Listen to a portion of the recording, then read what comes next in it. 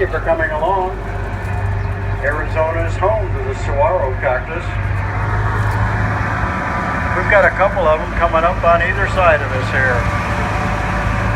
These two are right around 50 years old. The one on the right actually has a blossom. That is our state flower.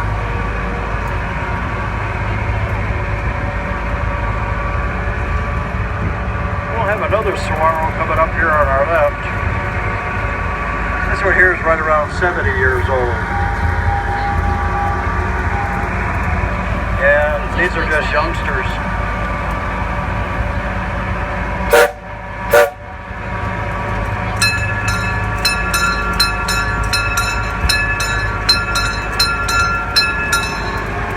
As we continue on around, we can see some green trees that have green bark. They're known as Palo Verde. The Palo Verde is our state tree.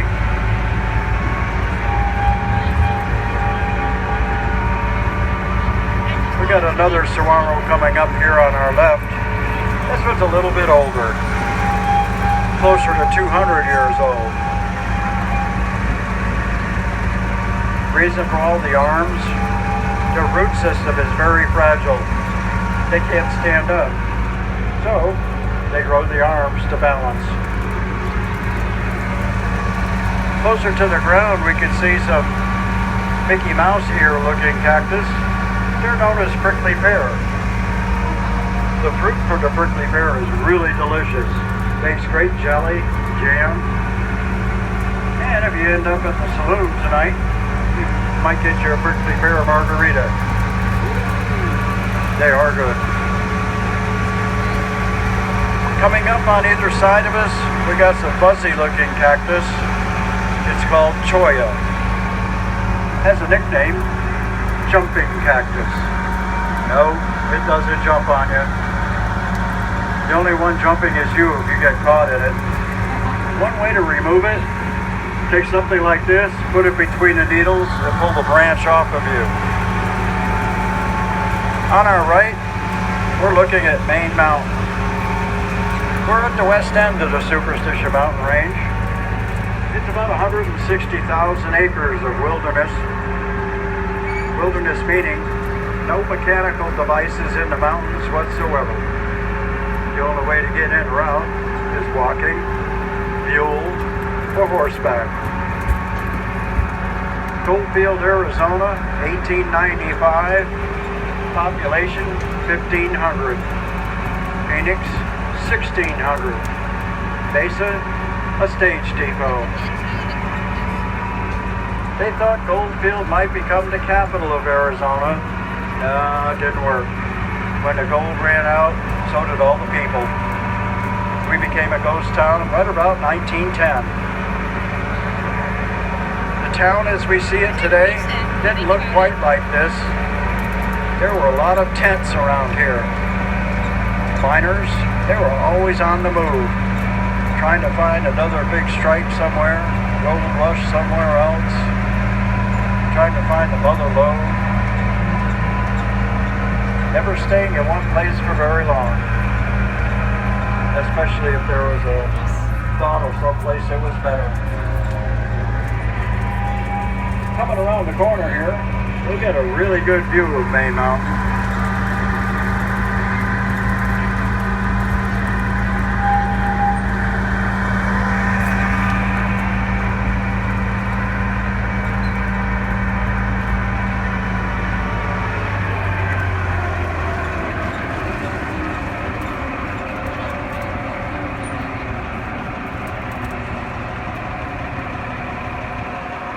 As we look at Main Mountain on the left side, can anyone find the witch's hat? There's one peak sticking up there, coming to a point, kind of leaning back towards the mountain.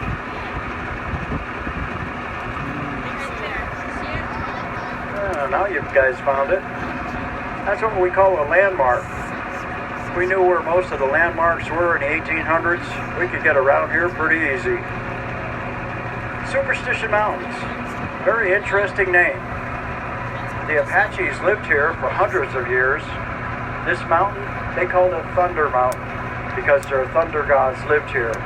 This area was very sacred to them.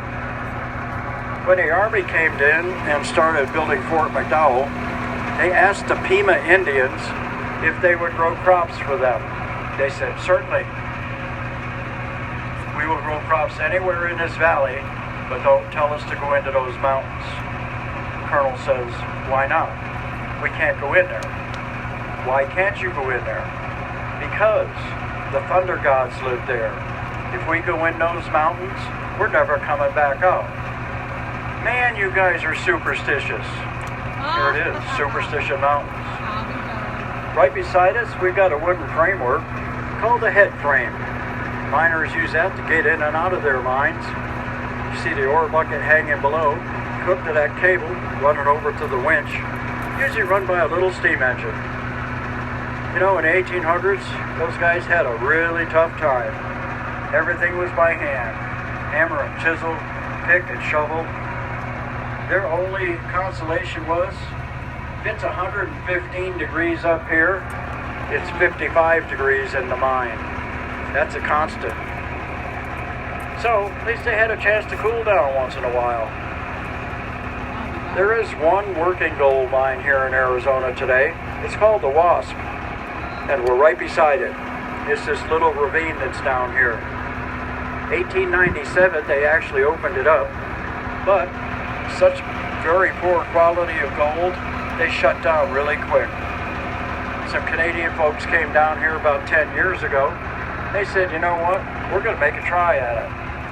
New type of mining equipment, satellite imaging. Well, they said, yeah, it's going to happen. I think the biggest reason is the gold today is worth so much more than it was back then. So if we could get 1.5 ounces or 2 ounces of gold per ton, it's profitable. Back then, no, it wasn't.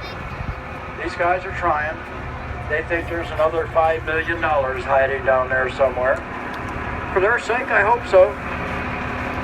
If we look off towards the front of the car, out in the distance we can make out a yellow building out there. Just beyond that building was the Mammoth Mine. Extremely productive mine. In our day and age, it produced about $60 million worth of gold. Very rich mine. The vein itself produced 15.5 ounces of gold per ton of ore. Very, very prosperous. The miners, well, they sunk a shaft that went down 1,000 feet. As they were going down, they bypassed some other veins that were almost as rich. I think greed got the best of them. They went down to 1,060 feet, and they hit an underground river. That was the end of it. It's still flooded today. There is one more mine. It's called the Black Queen. It's about 1.5 miles north of here. It produced about $6 million in just a little bit over a year. That was a really good find, considering gold was only $12 an ounce.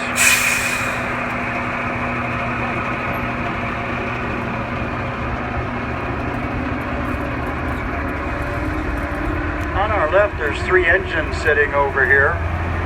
They're called electric mules. There were steam generators on the surface. They provided the electricity for these engines. Once these engines were introduced into mining, they did away with using mules, horses, donkeys, burros. So we saved a lot of animals once those engines were introduced.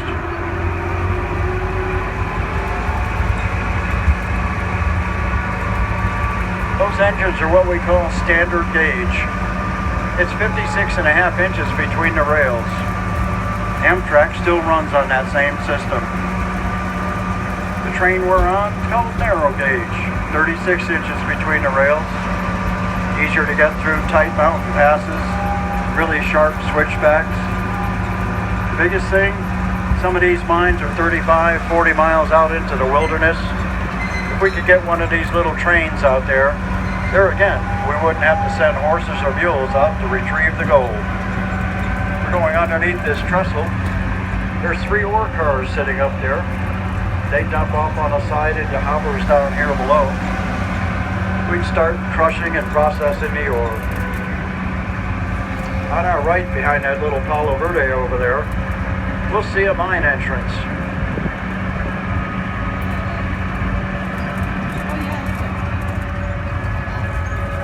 Yep, that's it.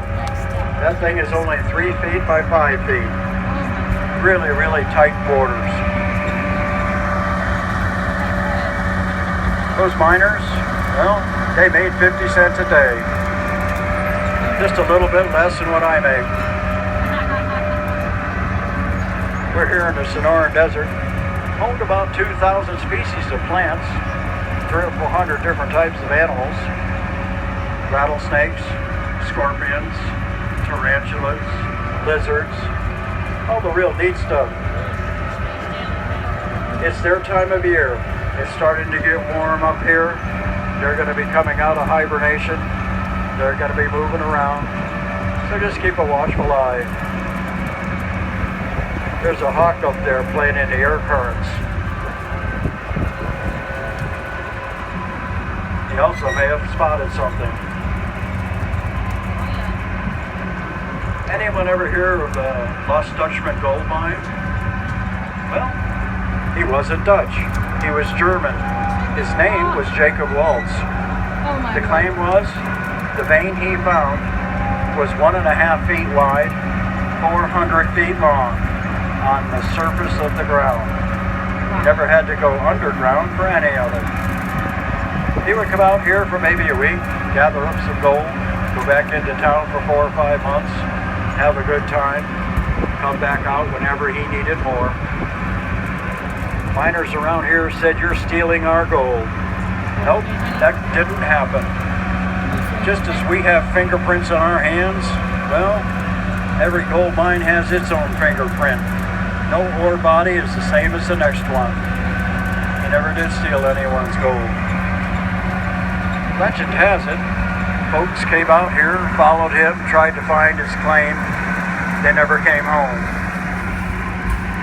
He always left town in a different direction. Always came back into town from a different direction. His mine remained a secret his whole life. It wasn't until many years later that some miners stumbled upon it. Yeah, that's really a good view.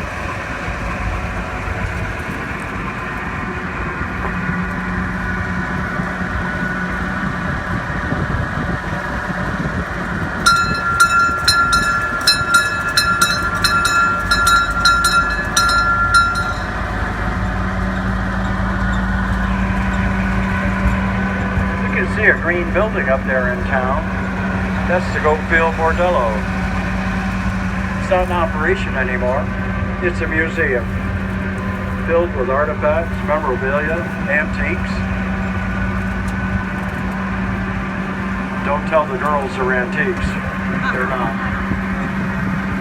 But they will give you a guided tour. Very interesting place.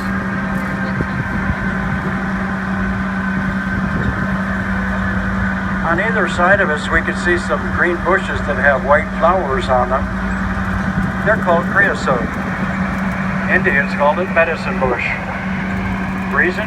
Well, if you had a cut or a scratch, you could take the leaves and rub it on it. It would help you heal. Kind of the Apache version of Neosporin. A lot of these saguaro cactus have small round holes in them. Reason? Well, there's worms that get in there and start eating at the cactus. Woodpeckers come along, they eat the worms. Good thing. The worms would kill the saguaro. After those birds leave, we have about 3 or 4 different species of migratory birds. They come through, make their nests, raise their young, and move on. We also have another little bird that lives out here year-round, called the cactus wren. Yep, that's where they have their apartments. Cactus wren's a funny little bird. I've watched them land in a cholla, never get stuck. All I gotta do is look at it cross-eyed. Over here on the right, we got a little mountain range over here. On the left end of it, there's a big beige peak sticking up there. Bulldog Peak. They say that's where Jacob Waltz's mine was, just below that. Some English miners came through here about 30 years or so after he passed away. They found his claim. They emptied it out. And I don't know why, whatever reason they had, they climbed up there and blew the face off the bulldog. So all we can still see is the shadows of his little ears up there. Coming up here on our left, we've got our own man-made saguaro cactus. It's 100 feet tall. Yep, it's home to our zip line. Man, what a fun ride. 6 years ago, I actually helped construct this. Yep, I was the first test dummy. Oh my God. On our left, we got a sandy area out there called the Wash. We don't get a lot of rain over the course of a year, 6 inches maybe. So if we get a ½ inch of rain in a couple of hours, this area down here fills up with water and it's running like crazy. I'll be darned.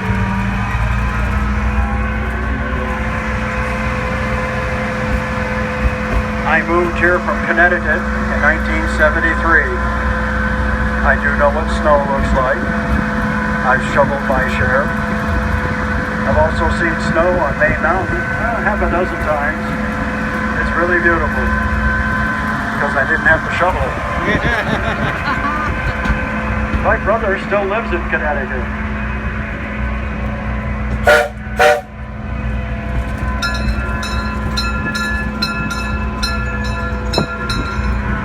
About 3 months ago, I was on the phone talking to him. He was getting his snowblower ready. I told him, well, I'm out here, it's 80 degrees, it's beautiful. He hung up. Yeah, the family that recreated this town started around 1982. There were 2 buildings here, and it's grown into what we see today. They've gone all over the Southwest looking for mining equipment, all the artifacts that we have here, trying to make it as realistic as possible. And the town continues to grow. We've got a new building coming in. It's going to be the Goldfield Bank. My dad always told me, if a town had a bank, it was a rich town. I guess that's what they are. Right here, we got some pens sitting here. A lot of folks come down here in the wintertime from the north. They spend about 3 or 4 months down here horseback riding. They have a really good time. Yeah, he's been there for about 7 weeks. Hasn't moved a muscle. Yeah, here's the Sonoran Desert. Really beautiful. Still green, lush. In a while it's going to get dusty and brown. It's going to get warmer. No, I'm lying. It's going to get hot. Well, almost at the end of our run. Thank you for coming along. If you're out here visiting family or friends, I hope your visits are pleasant. If you're out here traveling, please be safe. Get warm. Start drinking plenty of water. Using sunscreen. God bless.